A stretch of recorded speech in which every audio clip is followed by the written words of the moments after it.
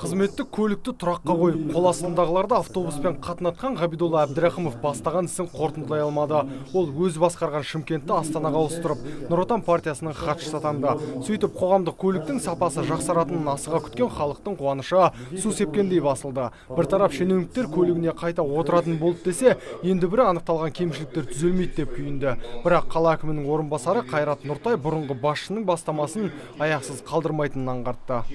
Қызметкерлеріміздің бәрі бір аптада өзімізден бастап қоғамдық көлік жүріп, қандай кемшіліктері бар, қандай жұмыстар атқарылып бойынша анализ жүргізді. Анализдің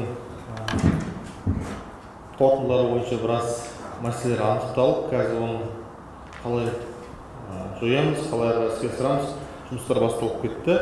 Адамдар жұмысқа асығады, мысалы қазанда. Сен таксимен бар деп өйтіп айтсаң. Расымен де Шымкент қаласында қоғамдық көліктің жағдайы мәз емес. Түтіні будақтаған ескі автобустар, дөрекі кондукторлар мен жол ережесін елемейтін жүргізушілер.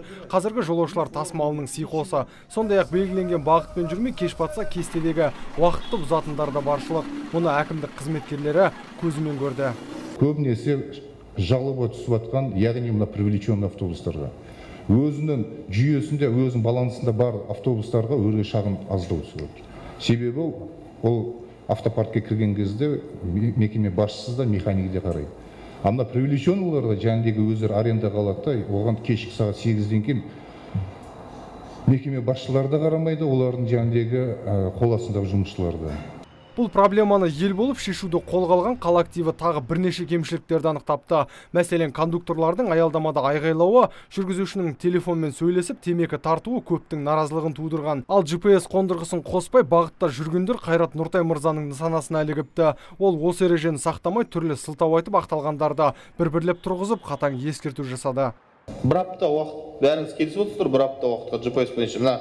Мен әрқайсысын көтеріп айтпай қоймын. Тағы осынылар бар, компанияға көзге түскендер, үлкендер көптерін айтып жатыр. Бәріңізде кемшілік бар. Қазір ЦДС-пен бірге Атырау бүкіл қанша автобус рейсқа шықты, қанша GPS істеп тұр.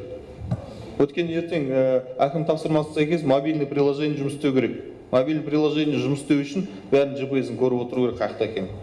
Жиын соңында қала әкімінің орынбасары қарсы бағытқа шығып, немесе екінші қатарда тоқтап, кептеліс жасайтын автобус жүргізушілерін жазалауды жергілікті полиция қызметіне тапсырды. Ал айтылған кемшіліктердің қаншалықты түзелгені алдағы 10 күндікте белгілі болады. Нұрсұлтан Тұрысбеков, Бақадыр Тәжбаев, Абзал Тұрабеков, ТВК телеарнасының жаңалықтар қызметі.